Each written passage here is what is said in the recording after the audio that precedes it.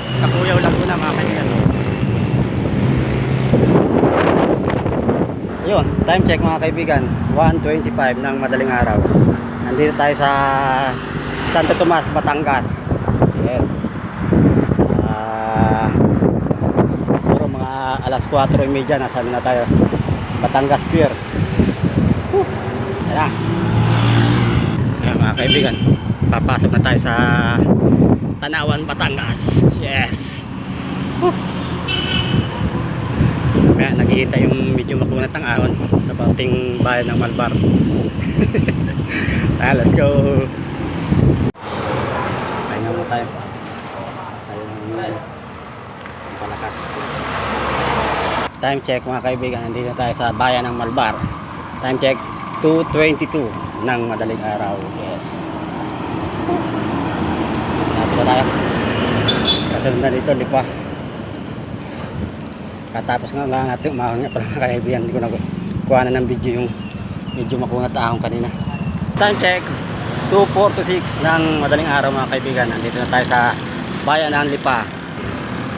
Ito, bayan ng Lipa, Batangas. Yes. Ayan, liwanag dito. Ganda dito mga kaibigan sa Lipa. Ayan yung SM Lipa mga kaibigan. Time check mga kaibigan, 3:28 ng madaling araw. Alas 4 na. Andito na tayo sa bayan ng San Jose, Batangas. Ang sunod nga pala dito mga kaibigan ay Batangas City, kung nasaan yung pier. Mga alas 4 nandun na tayo sa mismong pier.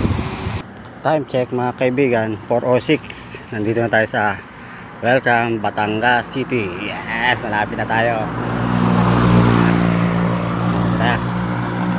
Yung kabila ng mga kaibigan, papunta ka na yan kay Monte Maria. Yun, papuntang Monte Maria mga kaibigan. Dito papuntang pier. Dito tayo. Time check 4:18 mga kaibigan. Nandito na tayo sa port ng Batangas. Nandito na tayo sa port ng Batangas. Bili mo tayo makakain sa para mamaya may ngut-ngutin tayo sa barko. Kapunti ng pasahero. Dito tayo masakay sa Montenegro.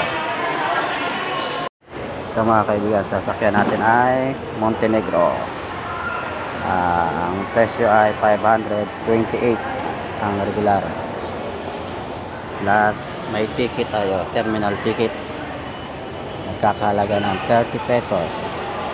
Bali 558.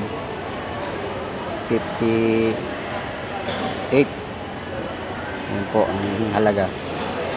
Masakay ka ng barko, 558 pesos. May ticket para sa barko, ticket para sa terminal. Time check 5:52 ng umaga mga kaibigan. Nakasakay din na maalis na. Sakyan ay Montenegro.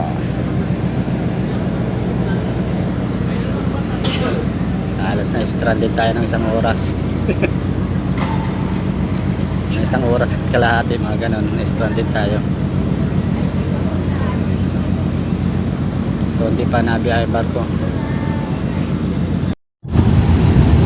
Nandito tayo sa Calapan mga kaibigan. Sa oras na 8:08.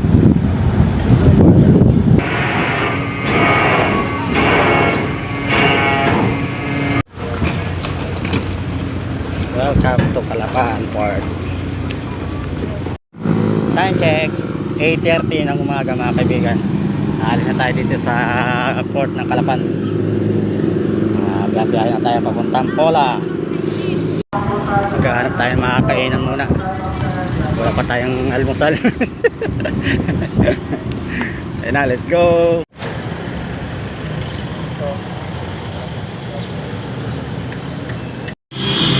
Okay na, nakakain na tayo. May pampadyak na tayo. Kargahan na naman to. Let's go. Madadaan natin dito yung City Hall ng ng Calapan. Pa-picture muna tayo doon. tayo sa City Hall ng Calapan. Pa-picture muna tayo dito. Nandito na tayo mga kaibigan sa crossing ng Calapan. Pag diniretso yung mga kaibigan, papuntang ano yan, Puerto Galera. Ito papuntang proper. Ito kabila ng papuntang ano, Bilamalayan, Nauhan. Yan tayo sa kaliwa. Ang ganda ng panahon mga kaibigan, oh. Makulimlim. Sarap ang bike. Hindi mainit, hindi nag-uulan. Makulimlim ang panahon. Time check mga kaibigan, nandito tayo sa sentro ng Nauhan. Sa oras na 10:20 ng tanghali. Dito. Balot tayo, oh. Ang init na. Malapit na tayo sa bayan ng Victoria. Yes, sunod na tayo Socorro, tapos Pola. Yun. Hanggang Pola lang tayo. Ang dami kong dala, oh. Ang daming bit-bitin. Ang sakit na likod ko. Time check, alas 11:02, 11:02. Nandito na tayo sa bayan ng Victoria, Oriental, Mindoro. Yun, oh. Pag may ahon na, alam na nasa boundary na tayo sa Socorro. Ito yung makunat na ahon dito, eh. 5% lang naman. Medyo makunat siya. Pero tumataas 6%. Pero sakto mga kaibigan, nandito tayo sa bayan ng Socorro sa oras na alauna. Hindi ko na tayo dito mga kaibigan, kakaliwa na tayo. Pag diniretso na papuntang Bilamalayan yan, dito tayo pupunta, papuntang bayan ng Pola. Grabe, inabot tayo ng ulan sa taas. Pagdating dito sa baba, ang init. Kumain tayo ng burger kanina, nagmerienda tayo, nagutom ako kanina. Ayun mga kaibigan, medyo mainit natin dito sa ano, papasok sa bayan ng Pola. At 30 kilometer sa mga kaibigan.